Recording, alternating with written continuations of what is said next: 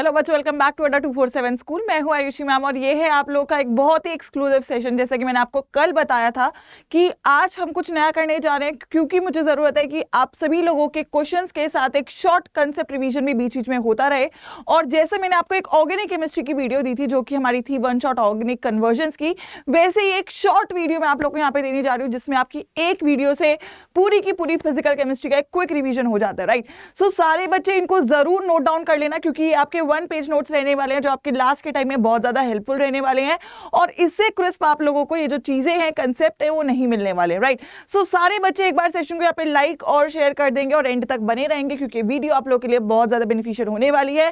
Chat box में आने चाहिए थोड़े थोड़े येलो हार्ट्स, क्योंकि यार वो तो बनता है, अगर हम लोग आ चुके हैं तो बनता है कि हम लोग की बॉन्डिंग जो है वो बढ़ती जाए बढ़ती जाए बढ़ती जाए, ताकि हम लोग के जो रिजल्ट्स हैं वो भी बड़े आए और वो भी हम लोग परफेक्ट स्कोर की तरफ पहुंच सके। Right, so physical chemistry class 12 का वन शॉट ये मैं आप लोग को देने जा रही हूँ। बहुत शॉर्ट रहेगा, क्रिस्प रहेगा और सब कुछ यहाँ पे आप लोगों को मैं 1 सेकेंड में, ऐसा एक झटके में आप लोग को समझाने वाली हूँ। तो आई जस्ट वांट कि पूरा फोकस रहेगा, वीडियो के एंड तक आप लोग बने रहेंगे और सेशन को सारे बच्चे कंटिन्यूअसली लाइक और शेयर करते रहेंगे। और मुझे कमेंट सेक्शन में चाहिए कि आप लोग को कैसी लगी ये वीडियो। ठीक है भाई, तैयार हो सारे बच्चे? तैयार हैं तो शुरू करते हैं यहाँ पर हम लोग इस वीडियो को। ऑलराइट, चलिए। तो आप लोगों को पता है बच्चे कि हमारे 3 चैप्टर्स है फिजिकल केमिस्ट्री के जो आ रहे हैं। राइट, सोल्यूशन है, इलेक्ट्रोकेमिस्ट्री है और काइनेटिक्स है। ठीक है, और तीनों से कुछ बच्चों को ना फिजिकल केमिस्ट्री से डर लगता है, बट आपको डरने की कोई बात नहीं है। स्पेसिफिकली अगर मैं बोर्ड्स की बात बोलूं तो अगर आपको जो बेसिक चीजें हैं, जो बेसिक फॉर्मुलेज हैं, वो अगर आप लोग को आते हैं तो आप सारे क्वेश्चंस को कर पाते हैं, क्वेश्चंस को अटेम्प्ट कर पाते हैं। और वो क्वेश्चंस कौन से हैं वो तो मैं आपको ऑलरेडी करवाई रही हूँ। राइट, सो उनको करने के लिए जरूरी है कि आपके पास ये बेसिक कंटेंट भी हो, एक जगह हो जहां पे आपके पास सारी जो समरी है चैप्टर की वो लिखी हुई हो। राइट, क्योंकि ये मेरे लिए बहुत इंपॉर्टेंट रहने वाली है आखिरी मोमेंट पे रिवीजन्स के लिए। राइट, सो ये है पहला चैप्टर। कितने नंबर का बेटा पेपर में आ रहा है? ये आपका पेपर में आ रहा है for your 7 marks. Right, 7 number का ये आपके पेपर में आ रहा है। और मतलब मान के चलो, अगर तुम्हें फॉर्मुलेज आते हैं, तुम्हें जो बेसिक बातें हैं वो आती हैं, तो आराम से तुम लोग 7 मार्क्स यहाँ पे स्कोर कर रहोगे। आपने देखा भी है, मैं जो क्वेश्चंस आपको करवा रही हूँ वो बहुत सारे ऐसे क्वेश्चंस हैं जिसमें बार बार रिपीट हो रही हैं चीजें, या तो रीजन बेस्ड है या तो न्यूमेरिकल है। 2 ही टाइप के क्वेश्चन यहाँ पे आपके बनने वाले हैं। ऑलराइट, चलिए तो शुरू करते हैं इस चैप्टर को। क्या क्या चीजें यहाँ पे इंपॉर्टेंट है चैप्टर को? सबसे पहले मैं बोलूंगी शुरू करने से पहले एक चीज जो आप लोग याद रखना, क्योंकि इस चैप्टर में 3 चीजें हैं और हम लोग न्यूमेरिकल्स नहीं समझ पाते हैं कि न्यूमेरिकल्स में मेरे को कौन सा फॉर्मूला लगाना है। ठीक है, तो सबसे पहला ध्यान रखना कि जो भी आपको पेपर में क्वेश्चन दिया है उसमें एक मिक्सचर होगा। राइट, और मिक्सचर 3 टाइप के हो सकते हैं। पहला मिक्सचर हो सकता है आपका गैस इन लिक्विड का बच्चे, दूसरा मिक्सचर हो सकता है आपके लिक्विड इन लिक्विड का, ये ट्रिक है आप लोग की जो आगे काम आने वाली है, और तीसरा मिक्सचर हो सकता है आपके सॉलिड इन लिक्विड का।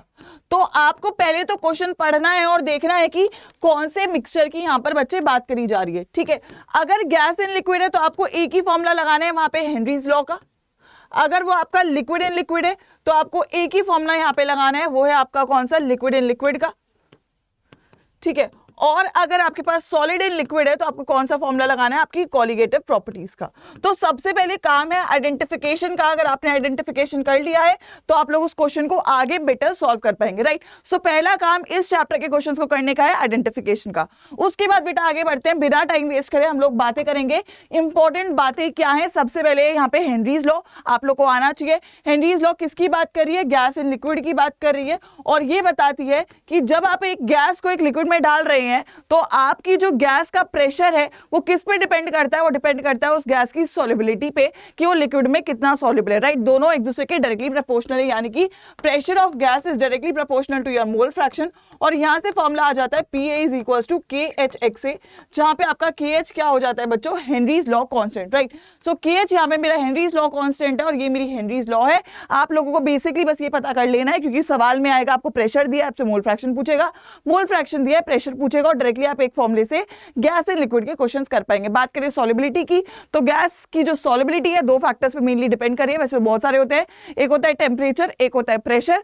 तो याद रखना टेम्परेचर पे डायरेक्टली प्रोपोर्शनल, टेम्परेचर के ऊपर अगर मैं बात करूं तो इनवर्सली प्रोपोर्शनल होगी, और प्रेशर की तो आपने देख ही लिया है, डायरेक्टली प्रोपोर्शनल है, राइट। तो दोनों फैक्टर्स भी पूछे जा सकते हैं, दोनों फैक्टर्स को भी आपको याद रखना है, ठीक है।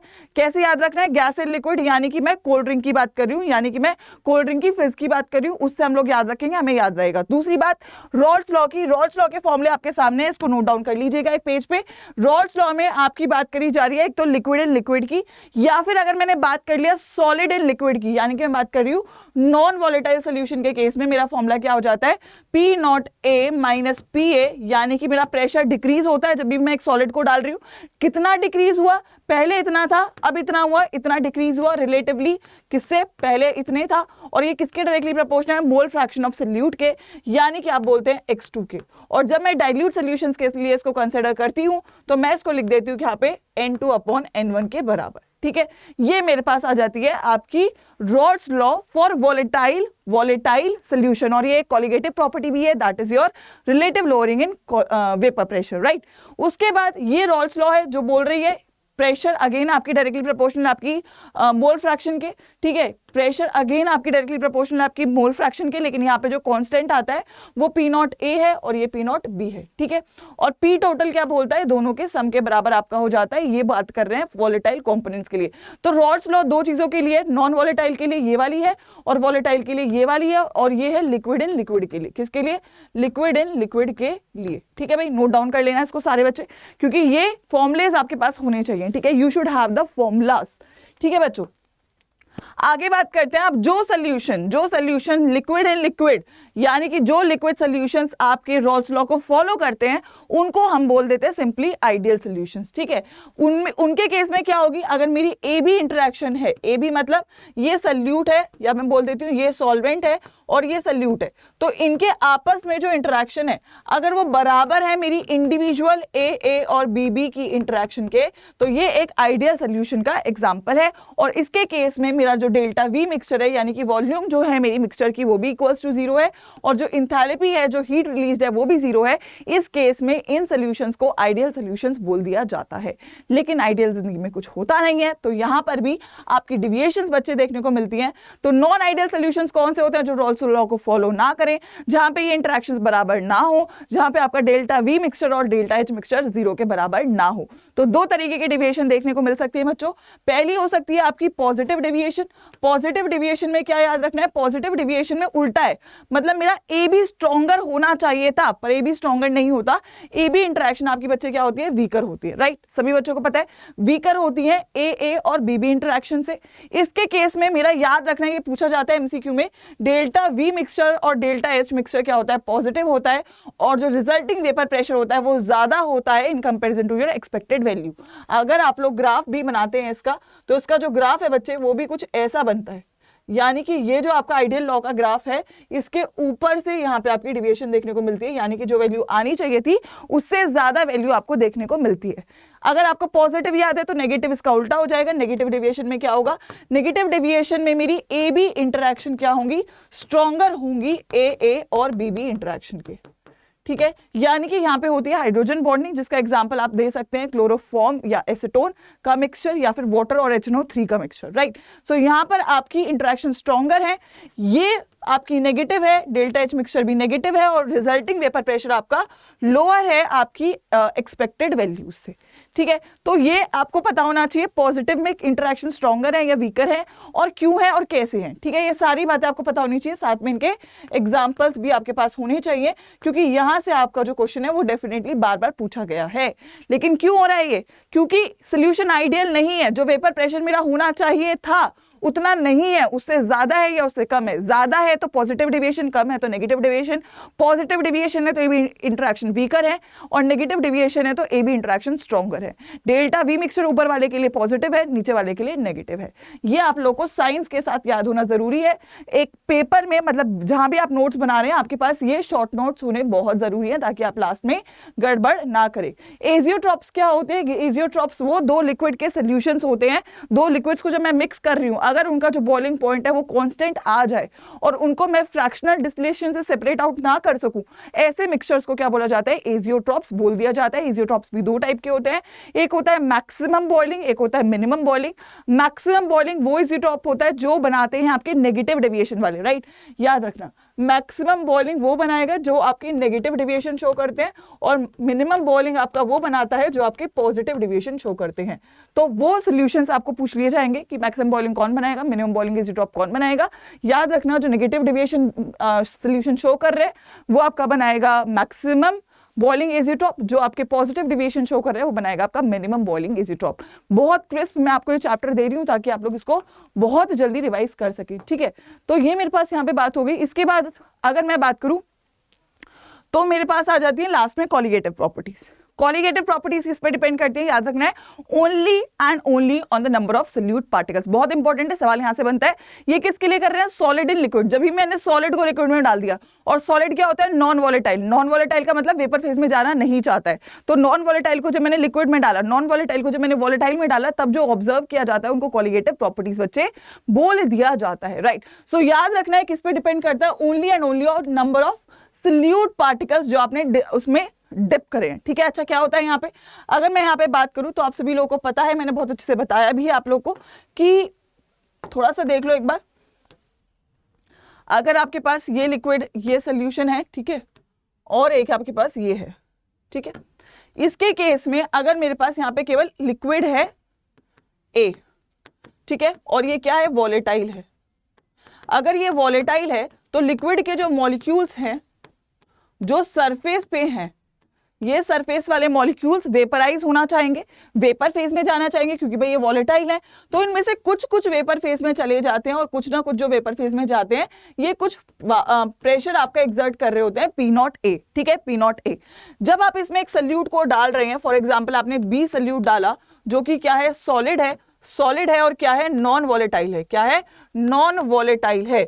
इस केस में क्या होगा, इस केस में अब जो आपकी सरफेस थी जिसपे आपके पहले क्या थे, जिसपे आपके लिक्विड के मॉलिक्यूल्स थे जो कि वॉलेटाइल थे, उसके साथ बेटा यहाँ पे क्या होगा, क्योंकि आपने बी भी इसमें डाल दिया है, अब बी के भी कुछ कुछ मॉलिक्यूल्स यहाँ पर आ जाएंगे, ठीक है। और बी वाले तो नॉन वॉलेटाइल है, वेपर फेज में जाना नहीं चाहते हैं, तो बी वाले तो जाएंगे नहीं, कुछ ना कुछ यही है जो जा पाएंगे। और क्योंकि इनका नंबर कम हो गया है सरफेस पे, तो आपका जो वेपर प्रेशर है वो भी यहाँ पे क्या हो जाएगा, कम हो जाएगा, क्योंकि आपकी वॉलेटाइल सब्सटेंसेस कम हो रहे हैं। इसलिए वेपर प्रेशर हमेशा कम होता है जब भी आप नॉन वॉलेटाइल सब्सटेंस को ऐड कर देते हो, राइट। सो यहां पर आपका क्या होगा, वेपर प्रेशर जो है बच्चे वो कम हो जाएगा। तो सबसे इंपॉर्टेंट कॉलिगेटिव प्रॉपर्टी जो आपको देखने को मिलती है जब आप एक सॉलिड को डालते हैं, वो ये है कि आपका वेपर प्रेशर कम होता है। और इसी को मैं प्रॉपर्टी को एक्सप्रेस करती हूं in the terms of relative lowering in vapour pressure, right. यानी कि मैम मेरा relative lowering in vapour pressure की अगर मैं बात करूं तो मैम मेरा पहले प्रेशर कितना था, पी नॉट ए था, अब वो कम होके पी ए हो गया है, तो इतना डिक्रीज हुआ है। रिलेटिव मतलब मैं ओरिजिनल वैल्यू से इसे कंपेयर कर देती हूँ, ये है मेरी relative lowering in vapour pressure, और ये बराबर होती है आपकी एक्स बी, यानी कि मोल फ्रैक्शन ऑफ सल्यूट के, किसके, मोल फ्रैक्शन ऑफ सल्यूट के। और आप सभी लोगों को यह भी पता है कि अगर मैं डाइल्यूट सॉल्यूशन के लिए बात करूं तो ये हो जाती है केवल NB अपॉन NA के बराबर, और ये एज इट इज ही रहता है P not A minus PA upon P not A। So this is your formula for your relative lowering in vapour pressure. अगर केवल लोअरिंग इन वेपर प्रेशर पूछेगा तो केवल ऊपर वाली टर्म निकालनी है, और अगर वेपर प्रेशर ऑफ मिक्सचर बोल देगा तो आपको ये PA निकालना है। क्या निकालना है, ये आपको PA उस केस में निकाल देना होगा, ठीक है बच्चों, ओके। अच्छा, अब आपको एक चीज और पता है कि जो वेपर प्रेशर है वो इनवर्सली प्रोपोर्शनल होता है बॉइलिंग पॉइंट के, और डायरेक्टली प्रोपोर्शनल होता है फ्रीजिंग पॉइंट के, ठीक है, फ्रीजिंग पॉइंट ऑफ सॉल्यूशन। अगर मैंने क्या किया, वेपर प्रेशर को घटाया, वेपर प्रेशर मेरा घटा, ये तो हमने देख ही लिया, तो बॉइलिंग पॉइंट क्या करेगा, बढ़ेगा, और फ्रीजिंग पॉइंट क्या करेगा, घटेगा। इसीलिए आपकी जो अगली प्रॉपर्टी आती है वो है एलिवेशन इन बॉइलिंग पॉइंट और डिप्रेशन इन फ्रीजिंग पॉइंट, ठीक है, ये दो प्रॉपर्टी हो जाती है। तो इनके फॉर्मुलेज आपके सामने, अगर मैं इनके फॉर्मुले आपको समराइज करवा दूं तो आपका बॉइलिंग पॉइंट में क्या होगा, एलिवेशन होगा, दैट इज इंक्रीज हुआ है। इंक्रीज हुआ है तो ओरिजिनली मेरे पास कितना था, ओरिजिनली मेरे पास T नॉट बी था, अब TB है, दोनों को माइनस कर दो, ये बराबर हो जाता है आपके KB M के। KB जहां पे आपका क्या है, कांस्टेंट है, और M आपकी क्या है, मोलालिटी है। ऑलराइट, अगर मैं बात करूं डिप्रेशन इन फ्रीजिंग पॉइंट, तो फ्रीजिंग पॉइंट कुछ कम हुआ है, ओरिजिनल इतना था, अब इतना है, कुछ कम हुआ है, ये बराबर है किसके, KFM के, जहां पे M मेरी क्या है, मोलालिटी है, मोलालिटी क्या होता है, number of moles upon mass of solvent in KG, या फिर इसको बोल सकते हैं number of moles upon mass of solvent in gram और ऊपर 1000 से मल्टीप्लाई। ठीक है बच्चों, उसके बाद ये आपके पास फॉर्मूला मैंने ऑलरेडी दिया और आखिरी आपकी कॉलिगेटिव प्रॉपर्टी हो जाती है, that is your osmotic pressure. और ऑस्मोटिक प्रेशर क्या है, ऑस्मोटिक प्रेशर बराबर होती है सीआरटी के। बेसिकली ऑस्मोटिक प्रेशर वो प्रेशर है जो आप लोग डाल रहे हैं एक सोल्यूशन में जिसमें आपकी जो मूवमेंट हो रही है सॉल्वेंट मॉलिक्यूल्स की from a region of higher concentration of your solvent to your lower concentration of your solvent. ठीक है, ऑस्मोसिस मैंने आपको बहुत अच्छे से बताया हुआ है क्वेश्चंस में भी। ठीक है, लेकिन अभी यहाँ पे हम शॉर्ट नोट्स की बात करें, so you should have the formulas जो आपके सामने है। एक फॉर्मूला ये है, दूसरा फॉर्मूला ये है, तीसरा फॉर्मूला आपका ये है और चौथा फॉर्मूला आपका ये है, और ये चार आपकी क्वालिटेटिव प्रॉपर्टीज एक पेज में आ जाती हैं। समझ में आ रहा है क्यों हो रही है, क्योंकि वेपर प्रेशर कम हो रहा है, वेपर प्रेशर कम हो रहा है तो बॉइलिंग पॉइंट बढ़ रहा है, फ्रीजिंग पॉइंट घट रहा है। ऑलराइट, सो ये आपके पास यहाँ पे इस चैप्टर की दूसरी समरी हो जाती है, और आखिरी समरी इस चैप्टर की यही है, वो है आप लोगों का बच्चों क्या, went Hoff factor. Went Hoff factor क्योंकि हमें पता है कि जो भी हमने कॉलिगेटिव प्रॉपर्टी डिटरमाइन करी है वैसे हमें देखने को नहीं मिलती है, क्योंकि जो मेरा सॉलिड है, जो सल्यूट मैं डाल रही हूँ, अगर वो इलेक्ट्रोलाइट टाइप का हो गया तो वो या तो टूट जाएगा या तो वो जुड़ जाएगा, यानी कि नंबर ऑफ मॉलिक्यूल्स जो मैंने अंदर डाले हैं वो उतने नहीं है जितने मैंने डाले हैं, तो कुछ ना कुछ एक एरर आता है, और उस एरर को सही करने के लिए हम डालते हैं वहां पे Van't Hoff factor, that is observed value of colligative property upon your normal value of colligative property, या फिर मैं बोल सकती हूँ number of molecules after dissociation या association upon number of molecules before. डालने के बाद कितने हो गए, डालने से पहले कितने थे, उसको हम बोलते हैं आई। अगर एसोसिएशन हो रहा है तो उसका फॉर्मूला बेटा हो जाता है ये, और अगर डिसोसिएशन हो जाता है तो ये हो जाता है आपका फॉर्मूला अल्फा का। Alpha is your degree of dissociation. Also molecules कम हो रहे हैं तो वेंट ऑफ फैक्टर हमेशा लेस देन 1 रहता है आपके एसोसिएशन के लिए, और ग्रेटर देन 1 रहता है फॉर योर डिसोसिएशन। तो सारी कॉलिगेटिव प्रॉपर्टीज में आप लोगों को आई को मल्टीप्लाई करना है। देखिए इसमें भी करा है, इसमें भी किया है, इसमें भी किया है और इसमें भी किया है। अगर नॉन इलेक्ट्रोलाइट वाला आपका सॉल्यूट है, ठीक है, तो उस केस में आपका जो आई है वो 1 के बराबर हो जाता है। नॉन इलेक्ट्रोलाइट के लिए आपका जो आई है, नॉन इलेक्ट्रोलाइट के लिए जो आपका आई है वो क्या हो जाता है, 1 के बराबर।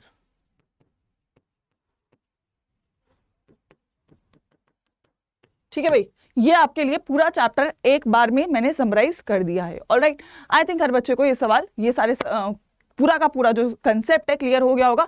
मेक श्योर करो कि इसके नोट्स बना लो, और नए बच्चे जितने भी एक बार सेशन को लाइक कर दो, ठीक है, क्योंकि आप लोगों के लिए थ्रू आउट 1 घंटा बैठते हो मेरे साथ, तो ये 3 चैप्टर्स की समरी आपको मिल जाती है, 3 चैप्टर का रिवीजन हो जाता है, और इसके बाद आप लोग क्वेश्चंस को बहुत अच्छे से अटेम्प्ट कर पाते हैं अगर आपके पास ये सारा का सारा कंटेंट अवेलेबल है तो। ऑलराइट, चलो आगे बढ़ते हैं अगले चैप्टर की तरफ, और अगला चैप्टर बेटा आपका इलेक्ट्रोकेमिस्ट्री, और इलेक्ट्रोकेमिस्ट्री बेटा सबसे ज्यादा नंबर का आ रहा है आपका, दैट इज योर 9 मार्क्स का। ठीक है, तो इस चैप्टर को आपको थोड़ा हल्के में नहीं लेना है, इसके कंसेप्ट क्लियर होने बेहद जरूरी है, और बहुत आसान चैप्टर है। ठीक है, अगर मैं बात करती हूँ इलेक्ट्रोकेमिस्ट्री की, तो पहले तो कुछ टर्म्स जो आपको आनी चाहिए। कंडक्टेंस क्या होता है भाई, आप सभी लोग को पता है, रेजिस्टेंस का रेसिप्रोकल होता है।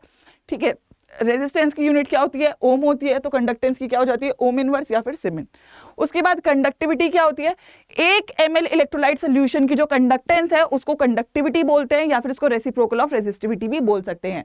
तो यहाँ पर अगर मैं बात करूँ कंडक्टिविटी क्या होती है, रेजिस्टिविटी क्या हो जाएगी, आर बराबर, अगर मेरा रो एल बाय ए है तो यहाँ से रो बराबर क्या है, आर ए बाय एल, तो यहाँ से 1 बाय रो बराबर हो जाएगा के, तो के बराबर क्या हो जाएगा, 1 बाय आर एल बाय ए। ठीक है, और 1 बाय आर क्या होता है, सी, तो सी एल बाय ए। ठीक है, तो कंडक्टिविटी क्या हो जाता है, C L by A. Conductance की यूनिट होती है सीमेन, और इसको जब सॉल्व करते हैं तो सेंटीमीटर इनवर्स। तो 2 ये यूनिट्स आपकी हो सकती है। ये आपकी क्या है, कंडक्टिविटी है, या फिर इसको बोल सकते हैं स्पेसिफिक कंडक्टेंस, दोनों एक ही चीज के बारे में बोला जाता है। ठीक है, इक्विवेलेंट कंडक्टेंस की अगर मैं बात करूं, एक इक्विवेलेंट सोल्यूशन की जो कंडक्टेंस है उसको मैं इक्विवेलेंट कंडक्टिविटी बोल देती हूँ। फॉर्मूला याद रख लेना, that is your K × 1000 upon your normality of the solution. और मोलर कंडक्टिविटी क्या हो जाएगी, that is your conductance of 1 mole of electrolyte, जिसको मैंने 1 ml ऑफ सोल्यूशन में डिसॉल्व करवाया है। तो ठीक है, तो उस केस में फॉर्मूला याद रखना है अभी तो इसके लिए आपको, क्योंकि मैंने एक्सप्लेन तो इसको बहुत अच्छे से करा हुआ है, डेरिवेशन में आपको देना नहीं चाहती हूँ, क्योंकि अभी आप लोगों को केवल फॉर्मूला याद रखना है। सो फॉर्मूला याद रख लेना, इसका क्या है, K × 1000 upon N, that is K × 1000 upon M, that is your molarity, इसको लिख लेना मोलैरिटी। ठीक है, और साथ में SI यूनिट्स भी आपको पता होनी चाहिए। इलेक्ट्रोड पोटेंशियल क्या है? It is the tendency of electrode to lose या गेन इलेक्ट्रोड। तो रिडक्शन पोटेंशियल निकाल रही हूँ, तो कौन सा इलेक्ट्रोड कितना अच्छे से रिड्यूस होना चाहता है उसकी बात कर रहे हैं। ऑक्सीडेशन पोटेंशियल यानी कि कौन सा इलेक्ट्रोड कितना ज्यादा अच्छे से ऑक्सीडाइज होना चाहता है उसकी बात कर रहे हैं, राइट। सो यहाँ पर अगर मैं बात करूं, उसके बाद सवाल आएगा आपका डिफरेंस का, electrolytic cell, electrochemical cell. Simple सी कहानी है, इलेक्ट्रोकेमिकल सेल में एक स्पॉन्टेनियस रिएक्शन है, इलेक्ट्रोलाइटिक सेल में एक नॉन स्पॉन्टेनियस रिएक्शन है। अगर स्पॉन्टेनियस रिएक्शन है तो वो एक आपकी इलेक्ट्रिकल एनर्जी को जनरेट कर रहा है, तो इलेक्ट्रोकेमिकल सेल में क्या हो रहा है? It is used to convert your chemical energy to your electrical energy. यहाँ पे उल्टा हो रहा है, क्योंकि नॉन स्पॉन्टेनियस रिएक्शन से पहले एनर्जी देनी पड़ेगी, तो तुम इलेक्ट्रिसिटी डालते हो और नॉन स्पॉन्टेनियस रिएक्शन को कन्वर्ट करवा देते हो एक स्पॉन्टेनियस रिएक्शन में, और यहाँ से आपको मिलती है क्या? Chemical energy, right. So you have to remember दोनों बातों को याद रखना है। इसका एग्जांपल वोल्टेइक सेल कर दो या फिर गैल्वेनिक सेल कर दो, ठीक है। या फिर इसकी बात करूं तो मैं इसका एग्जांपल कर सकता हूं आप हाइड्रोलाइसिस ऑफ वाटर या फिर कॉपर का प्यूरिफिकेशन। लास्ट में फिर आ जाती है हमारी फैराडेज की लॉ। फैराडे लॉ क्या बोलती है? फर्स्ट लॉ बोलती है weight of metal deposited is directly proportional to your current pass through your cell, right. So this is equals to ZIT। Formula Z का क्या हो जाता है? That is your molar mass upon n factor into 96500 into I into T। ये आपकी first law है। और second law भी यही बोल देती है कि आपका जो वेट डिपॉजिटेड है वो डायरेक्टली प्रोपोर्शनल है आपके केमिकल इक्विवेलेंट के। केमिकल इक्विवेलेंट Z होता है, तो यहाँ से इसको E से भी रिप्रेजेंट कर सकते हो, Z से भी रिप्रेजेंट करते हो, और ये दोनों एक दूसरे के डायरेक्टली प्रोपोर्शनल है, यानी कि W is directly proportional to Z। ये आपको सेकेंड लॉ बोलती है, यानी कि W1 इज डायरेक्टली, मैं यहाँ पे बोल सकती हूँ W1 is equals to KZ1, यानी कि W1 upon Z1 is equals to K। Similarly W2 upon Z2 will be also equals to K। तो यहाँ से आपको आ जाता है W1 upon Z1 is equals to W2 upon Z2। ये आपकी सेकेंड लॉ आ जाती है। फिर लास्ट में आती है, अच्छा अब इसके बाद समझ लेना, सवाल पूछा जा सकता है डाइल्यूशन। अगर मैं डाइल्यूशन कर रही हूँ तो मेरा किस चीज पे क्या असर पड़ता है, ठीक है। सबसे पहले बात करें कंडक्टेंस की। डाइल्यूशन बढ़ रहा है, ठीक है, कंडक्टेंस बढ़ती है डाइल्यूशन के साथ।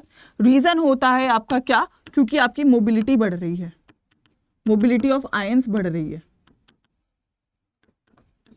ठीक है। दूसरी चीज कंडक्टिविटी है, या इसी को बोल देते हैं स्पेसिफिक कंडक्टेंस। तो याद रखना ये हमेशा घटती है क्योंकि number of ions per unit volume decrease करते हैं, ठीक है। ऑलराइट, उसके बाद आ जाती है आपकी तीसरी, दैट इज योर, तीसरी आ जाती है आपकी यहाँ पे बच्चे, that is your molar conductivity, ठीक है बच्चे। प्लीज इसको सभी लोग नोट डाउन करते रहना, बहुत इंपॉर्टेंट है आपके लास्ट मोमेंट के लिए। ये वाले नोट्स बेहद बेहद जरूरी होने वाले हैं। मोलर कंडक्टिविटी आपकी दो के लिए हो जाती है, that is your strong and weak electrolyte. Strong के लिए भी बढ़ता है, वीक के लिए बहुत ज्यादा बढ़ता है। रीजन डाल देना, स्ट्रॉन्ग के लिए इसलिए बढ़ रहा है क्योंकि मोबिलिटी बढ़ रही है, आयंस को वॉल्यूम ज्यादा मिल रही है मूवमेंट के लिए।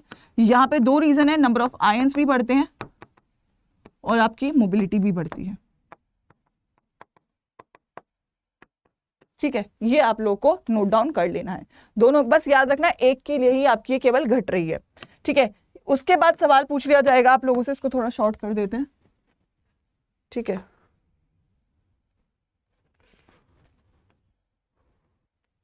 ओके, उसके बाद आपसे सवाल पूछा जाएगा यहां से कि आप लोग लिमिटिंग मोलर कंडक्टिविटी निकालो। तो इसकी limiting molar conductivity lambda naught m निकल जाती है ग्राफ से, between your lambda m and under root c। इसके इंटरसेप्ट आपको दे देता है value for your lambda naught m। और वीक की निकलती है बेटा कोहलरैश लॉ से, किससे? कोहलरैश लॉ से, ठीक है। कोहलरैश लॉ बेटा क्या बोलती है? कोहलरैश लॉ आपको ये बोलती है कि किसी भी वीक इलेक्ट्रोलाइट की molar conductivity, limiting molar conductivity, जैसे कि CH3COOH बराबर है इसके इंडिविजुअल आयंस की लिमिटिंग मोलर कंडक्टिविटी के सम के, यानी कि बराबर है CH3COO negative plus lambda naught of H positive के। किसी भी आप वीक इलेक्ट्रोलाइट को ले लो, फॉर एग्जाम्पल NH4OH है, तो ये किसके बराबर होगी? This is going to be equals to lambda naught of NH4 positive और lambda naught of OH negative. तो इनके जो आपके सम है इंडिविजुअल आयन के सम के बराबर रहने वाली है, ये बोलती है कोहलरैश लॉ। और आखिरी में आपका जो आता है यहाँ पर वो है नर्स्ट इक्वेशन। ठीक है, नर्स्ट इक्वेशन का फॉर्मूला आई थिंक हर बच्चे को पता है, फॉर्मूला यही होता है। अगर मैं रूम टेम्परेचर की बात कर रही हूँ so E is equals to E naught. E naught का फॉर्मूला क्या होता है, E naught of cell is equals to E naught of cathode minus E naught of anode, जब मैं दोनों का रिडक्शन पोटेंशियल ले रही हूँ। ठीक है, यहाँ से हम ई नॉट सेल निकाल लेंगे। अच्छा, कैथोड किसको बनाएंगे, जिसका मोर रिडक्शन पोटेंशियल है। जिस मेटल का ज्यादा रिडक्शन पोटेंशियल होता है वो कैथोड बनता है, जिसका कम होता है वो एनोड बनता है। ज्यादा है मतलब कि वो रिड्यूस होना चाहता है और कैथोड पे क्या होता है, रिडक्शन होता है, right. So E is equals to E naught into 0.0591 upon n. N है नंबर ऑफ इलेक्ट्रॉन्स जो भी आपके इन्वॉल्व हैं, ठीक है, रिएक्शन में। लॉग ऑफ यहाँ पे प्रोडक्ट, यहाँ पे आपका रिएक्टेंट। ठीक है, कंसंट्रेशन लेनी है, वो आपकी हो जाती है यहाँ पे नर्स्ट इक्वेशन। ठीक है, अगर इक्विलिब्रियम कांस्टेंट निकालना है तो उसका फॉर्मूला हो जाता है, इक्विलिब्रियम कांस्टेंट के लिए ई सेल बराबर हो जाती है 0, तो ई नॉट सेल बराबर हो जाती है 0.0591 अपॉन एन लॉग के इक्विलिब्रियम। ऑलराइट, उसके बाद याद रखना है, 2 वर्ड में आपको याद करवा रही हूँ, that is your carb for your electrochemical cell.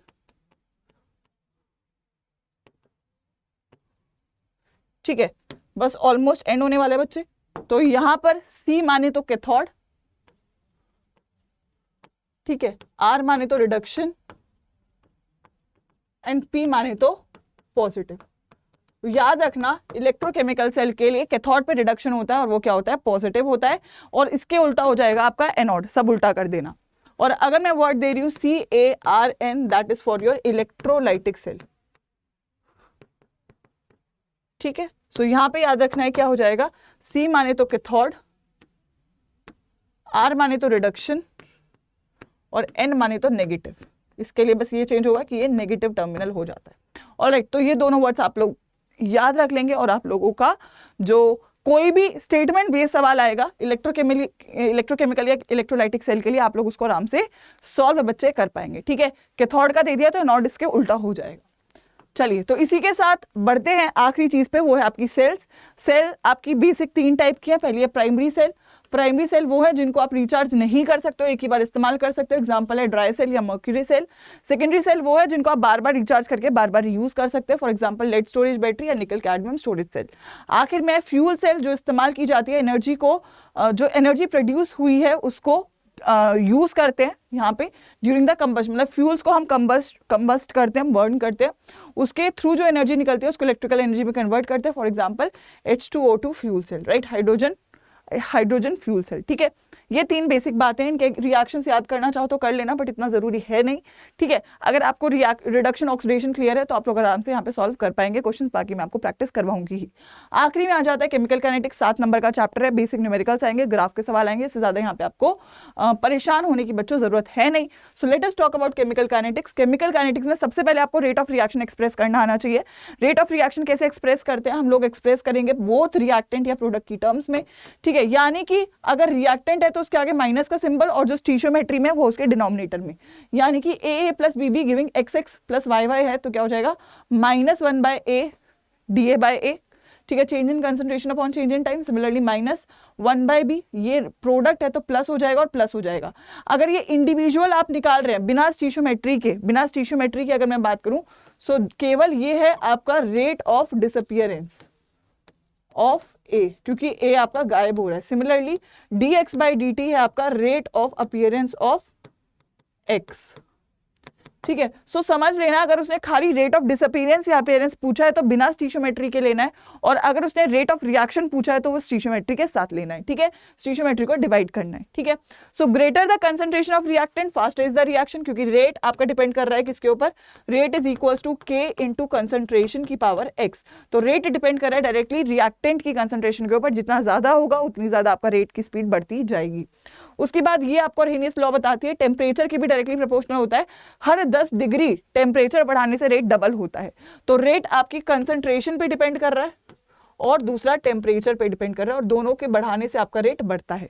ठीक है, ऑल्सो साथ में हम ये भी बोल देते हैं जितना सरफेस एरिया रिएक्टेंट का ज्यादा होता है उतना ही ज्यादा आपका रिएक्शन बढ़ता जाता है। बट प्राइमरीली 2 चीजें होती है, कंसंट्रेशन और टेम्परेचर। कंसंट्रेशन आपको रेट लॉ में बताती है और टेम्परेचर बच्चों आपको बताता है अर्हेनियस इक्वेशन।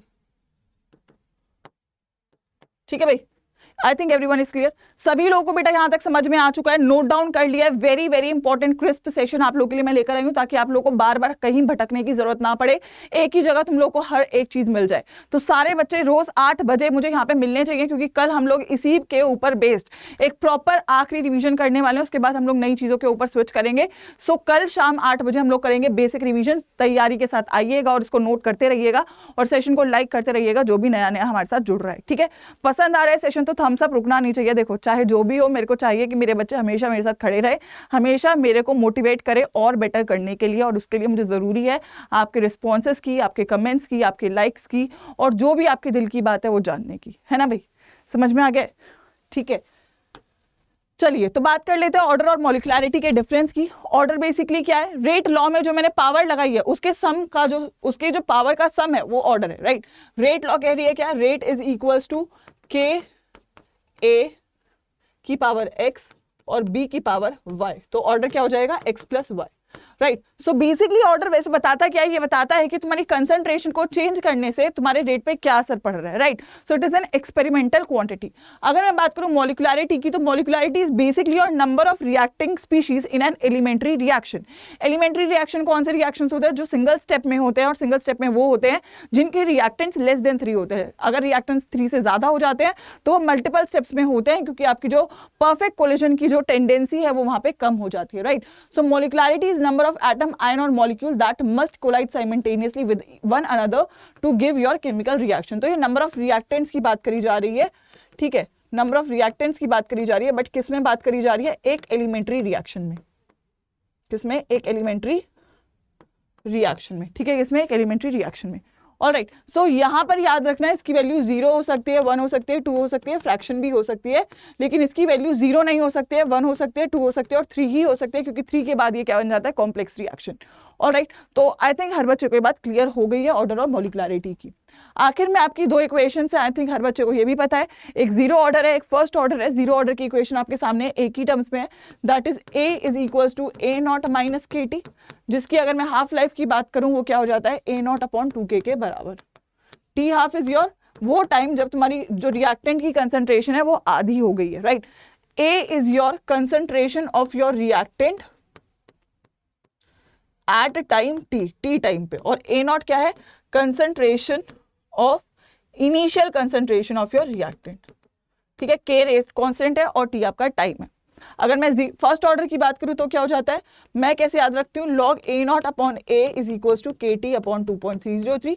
अब इसको आप किसी में भी कन्वर्ट कर सकते हैं, ये बोल सकते हैं log A naught minus log A is equals to K T upon 2.303, और किसी की टर्म्स में भी लिख सकते हो आप लोग। अगर ए नॉट की टर्म्स में लिख रहे हो तो क्या हो जाएगा? Log A naught is equals to log A plus K T upon 2.303, या फिर आप इसको क्या लिख सकते हैं?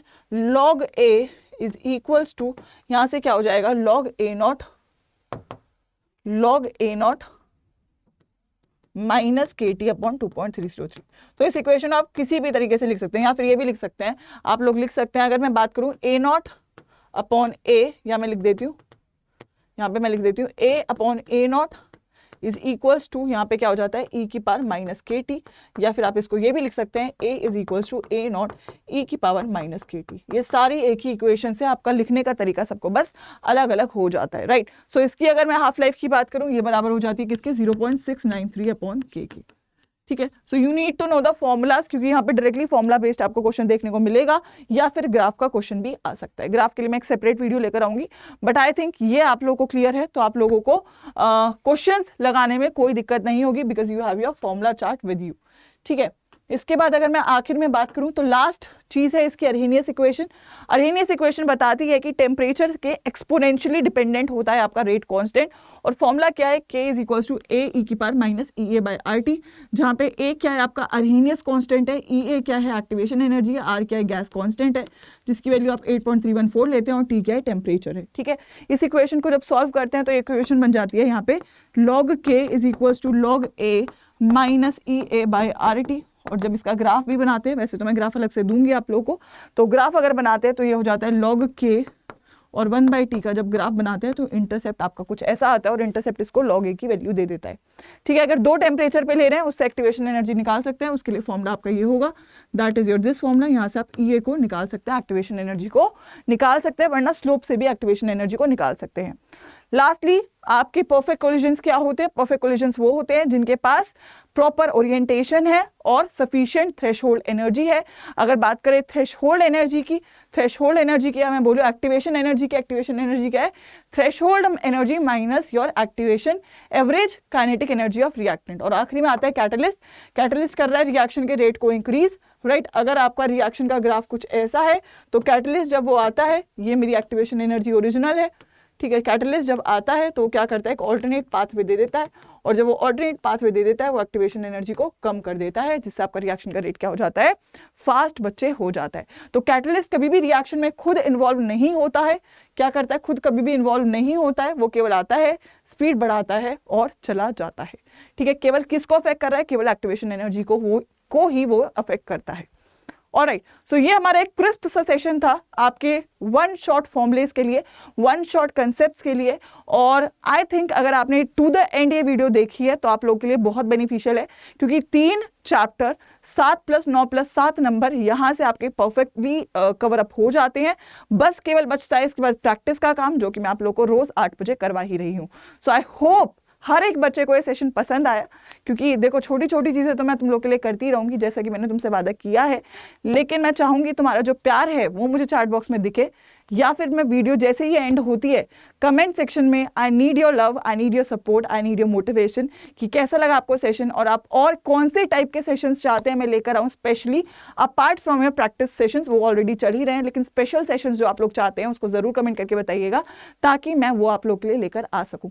सेशन पसंद आया तो लाइक करे बिना कोई नहीं जाएगा, और कमेंट करेगा with a yellow heart, did you find the session helpful, did you love the session, and if you love the session please share a yellow heart and yes ma'am we love the session in the comment section. ठीक है बच्चे, चलो। तो कुछ बच्चों ने कल मैंने देखा था एक गूगल फॉर्म है, ये आपको डिस्क्रिप्शन बॉक्स में ऐड किया गया, बहुत सारे बच्चों ने इसको फिल किया है, और मैं वेट कर रही हूँ, थोड़ा सा टाइम मिलेगा तो मैं आप सभी लोगों से बात करूंगी जितने भी बच्चों ने ये गूगल फॉर्म फिल करा है। That is your talk to your mentors. अगर आपको कोई भी डाउट है, जैसे कि एग्जाम स्ट्रैटेजी क्या होगी, मैम तैयारी कैसे करें एग्जाम की, कोई और डाउट है मैम, कोई इन्फॉर्मेशन किसी एग्जाम के बारे में, लास्ट ईयर के कट ऑफ्स के बारे में, या फिर मैम बोर्ड्स का भी कि मैम कैसे तैयारी करें, या फिर जो CUT एग्जाम है कि मैम इसको कैसे प्रिपेयर करें, इसमें ये वाला सेक्शन कैसे प्रिपेयर करें, तैयारी शुरू कैसे करें, अब 2 महीना बच रहा है, 3 महीना बच रहा है, क्या मेरी स्ट्रैटेजी होनी चाहिए। तो ये जो पर्टिकुलर डाउट्स बहुत सारे बच्चों के रहते हैं और आपके पास कोई है नहीं जो आपको सुने, जनरली आप कहीं पे भी फोन करते हैं उनकी सेल्स टीम बात करेगी, या फिर कोई भी ऐसा इंसान बात करेगा जो आपको जानता नहीं है, आपसे पर्सनली अटैच्ड नहीं है, या फिर वो ये नहीं जानता कि बच्चों की नीड क्या है। तो यहाँ पर एज अ टीम हमने इनिशिएटिव लिया है कि हम आपके टीचर्स आपसे बात करेंगे, ताकि आप लोगों के प्रॉब्लम्स को हम बेटर समझते हैं और उनका सोल्यूशन भी हम आपको बेटर दे सकते हैं। सो उन सभी बच्चों के लिए जो मुझसे कनेक्ट करना चाहते हैं, मुझसे बात करना चाहते हैं, डिस्क्रिप्शन बॉक्स में गूगल फॉर्म है मेरे नाम के साथ, that is your Ayushi ma'am, इसके नाम के साथ फिल जरूर करिएगा, ताकि मैं आप लोगों से बात कर सकूं। जितने भी बच्चों ने फिल कर दिया है उनका मेरे पास आ चुका है, उनको मैं बात करने के लिए मतलब 1-2 दिन में आपसे बात कर लूंगी, थोड़ा सा बैक टू बैक क्लासेस चल रही हैं, 1 से 2 दिन में मैक्सिमम आपके पास मेरी कॉल आ जाएगी। सो मुझसे बात करना है तो इसको ज़रूर भर देना। और आखिर में यही बोलेंगे कि आपका एक नया बैच है जो कि बोर्ड्स के लिए पर्टिकुलरली डिजाइंड किया गया है, आज ही लॉन्च हुआ है, दैट इज योर समर्थ 2.0, है ना, अड्डा 247 के ऐप पे। इस बैच में आपकी CUT तो तैयारी करवाई जा रही है, लेकिन बोर्ड का पॉइंट ऑफ व्यू से सिलेबस बोर्ड से पहले पूरा करवाने की तैयारी भी करवाई जा रही है। तो अगर आप लोग अपनी बोर्ड्स और CUT को साथ में प्रिपेयर करवाना चाहते हो हमारे साथ, तो आप समर्थ 2.0 में ज्वाइन कर सकते हैं आज यूजिंग द कोड Y513। लेकिन उसके साथ ही मैं ये बोलूंगी कि आपका जो समर्थ 2.0 बैच है बच्चे, दैट इज आई थिंक 4700 का है विद द कोड Y513, और जो आपका महापैक है बच्चे, दैट इज फॉर योर 5700 या 5800 का है विद द कोड Y513। तो क्योंकि याद रखना कि यहाँ पे बहुत सारे बैचेस हैं, यहाँ पे एक ही बैच है, तो आपके ऊपर है कि आप कौन से बैच में एनरोल करते हैं, that is up to you. लेकिन ज़रूर कोशिश करिए कि आप लोग टाइम से अपनी शुरुआत कर दीजिए। मैं एक बार दिखा देती हूँ, ये है आपका अड्डा 247, और यहाँ पे है आपके ऑल कोर्सेज का सेक्शन बच्चों, क्योंकि ये ज़रूरी है हर एक बच्चे के लिए, ताकि आप देखो रिजल्ट लाना तो बेहद ज़रूरी है, चाहे मैं कुछ भी बोलूँ, एक मेरे को प्रॉपर डिसिप्लिन मिल जाता है, मुझे एक प्रॉपर मॉक टेस्ट मिल जाते हैं, मुझे प्रॉपर सीरीज मिल जाती है, शेड्यूल मिल जाता है। तो इसीलिए एक पेड बैच में आना ज़रूरी है मुझे लगता है।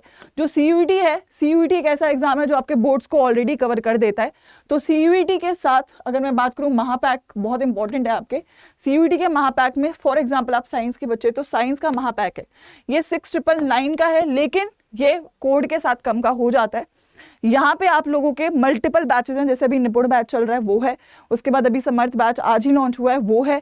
जितने भी फर्दर बैचेस आते हैं, यानी कि 9 महीने तक अड्डा 247 के हर एक बैच आपको यहाँ पे मिलते हैं इस महापैक में, प्लस योर टेस्ट सीरीज आपको मिलती हैं। तो दैट इज 6999 का ये बैच है, लेकिन with the code that is your Y513, right, Y513। तो ये बैच आपको बच्चों मिलता है 5809 का, ठीक है।